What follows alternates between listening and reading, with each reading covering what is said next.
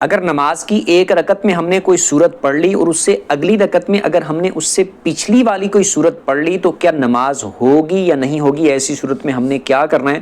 توجہ کے ساتھ اس کی تفصیل سمجھ لیں۔ یہ بات یاد رکھیں، جب ہم نماز پڑھتے ہیں تو اس میں ہم نے سورتوں کی ترتیب کا لحاظ رکھنا ہوتا ہے۔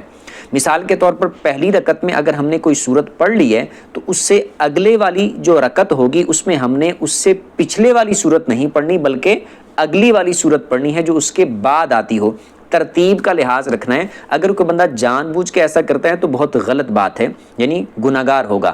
اور اگر کسی سے بھولے سے ایسا ہو جاتا ہے کہ مثال کے طور پر اس نے ایک سورت پڑھی، اس کے بعد دوسری رکعت جب اس نے سٹارٹ کی اس میں سورت پڑھنی تھی تو اس نے اس سے پچھلے والی سورت پڑھ لی اور بعد میں اس کو یاد آیا کہ میں نے پچھلے والی پڑھ لی ہے، تو نماز اس کی دونوں صورتوں میں ہو جائے گی کہ پڑھی گئی، بھولے سے پڑھی گئی، نماز اس کی ہو جائے گی، لیکن ایسے کرنا نہیں چاہیے۔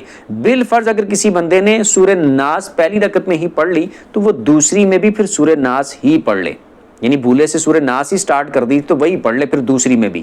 اگر 4 رکعتوں والی نماز ہے تو پھر چاروں میں وہی پڑھ لے۔